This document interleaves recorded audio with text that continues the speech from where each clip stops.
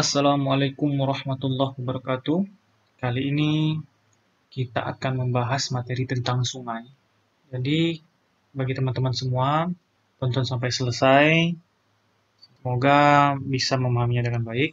Di bab sungai ini, nanti akan ada 3 pembagian secara garis besar. Yang pertama, kita akan membahas tentang karakteristik fisik sungai. Kemudian yang kedua, kita akan membahas tentang klasifikasi sungai atau jenis-jenis sungai. Yang ketiga, kita akan membahas tentang pola aliran sungai. Nah, yang pertama,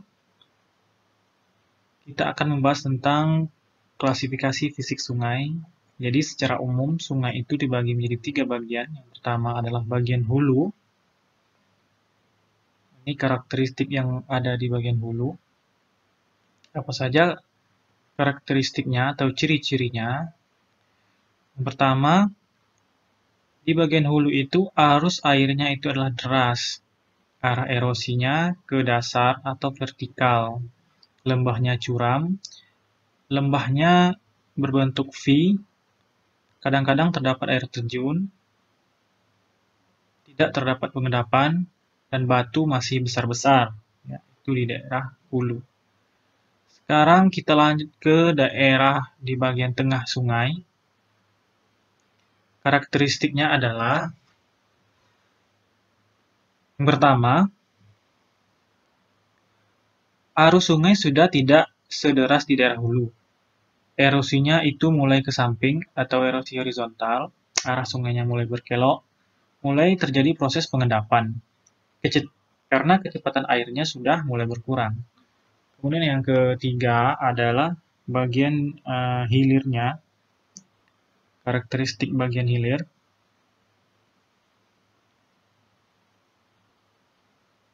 Pertama, arus sungainya itu tenang, banyak terdapat sedimentasi atau pengendapan, erosinya ke arah samping. Kadang-kadang ditemukan meander yang terpotong atau disebut juga dengan danau tapak kuda. Yang kelima, di bagian muara kadang-kadang terbentuklah delta.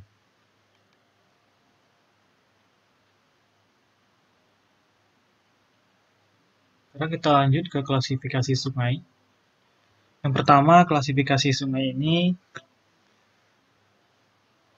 menurut arah aliran sungai.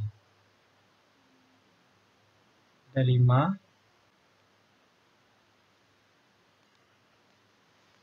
Sungai konsekuen yaitu sungai yang alirnya searah dengan lerengnya. Sungai insekuen adalah sungai yang arahnya tidak teratur. Sungai subsekuen adalah sungai yang arah alirannya tegak lurus terhadap sungai konsekuen. Sungai obsekuen adalah anak sungai subsekuen yang arahnya berlawanan dengan induk sungai konsekuen. Ini ada gambarnya. Ya. R untuk sungai konsekuen, obsekuen, K untuk konsekuen, S untuk subsekuen.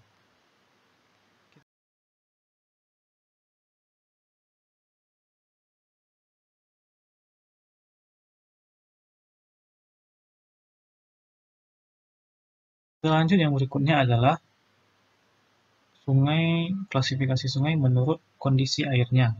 Ini adalah ketersediaan air yang ada di sungai. Di sini ada 2. Yang pertama adalah sungai episodik, artinya sungai alirnya tetap sepanjang tahun. Pada umumnya, sungai ini terdapat di daerah yang curah hujannya besar dan daerah yang berhutan lebat. Yang kedua adalah sungai periodik, yaitu sungai yang masa airnya tidak tetap sepanjang tahun. Biasanya pada waktu datangnya musim hujan, airnya itu meluap, dan pada waktu musim kemarau, airnya itu kering. Berikutnya kita akan membahas pola aliran sungai. Yang pertama adalah pola dendritis atau dendritik, yaitu pola aliran yang anak-anak sungainya bermuara pada sungai induknya secara tidak teratur, yaitu membentuk sudut yang berlainan besarnya dan tidak tentu besarnya. Nah, ini ada gambarnya ya, silahkan diperhatikan. Seperti akar dari pohon. Kedua adalah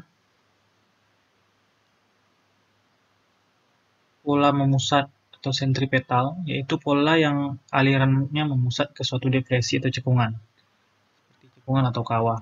Ini ada gambarnya. Jadi air itu mengarah ke sebuah cekungan, ke tengah. Yang ketiga, ini adalah pola aliran menyebar radial atau sentrifugal. Ini adalah lawan dari yang tadi. Ini pola aliran ini tersebar dari puncak turun ke bawah, dari kubah atau dari gunung. Kalau yang tadi dari ke arah cekungan, ini dari atas ke bawah. Yang berikutnya adalah pola trellis, yaitu sungai yang memperlihatkan letak yang paralel. Anak-anak sungainya bergabung secara tegak pada sungai yang paralel sejajar tadi. Ini terdapat di daerah dengan struktur lipatan. Ini gambarnya.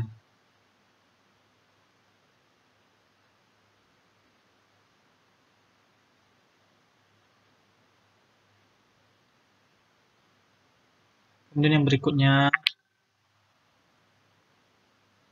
pola aliran rektangular. Pola ini sungai induk dengan anak-anak sungainya membelok dengan sebuah sudut 90 derajat. Pola ini terdapat di daerah patahan. Ini ada gambarnya. Ada 90 derajat, sudut 90 derajat ya. Kemudian yang berikutnya adalah pola anular.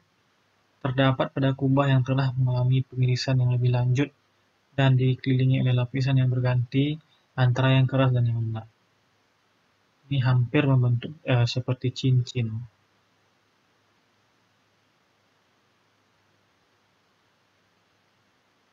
Seperti sebuah lingkaran ya.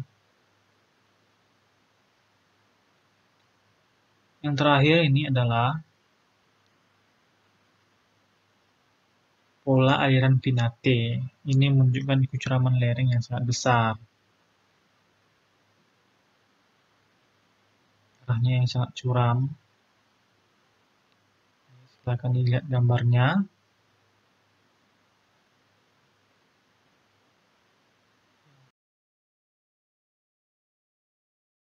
Ya, ini saja materi kita tentang sungai. Semoga bermanfaat. Tetap semangat. Assalamualaikum warahmatullahi wabarakatuh.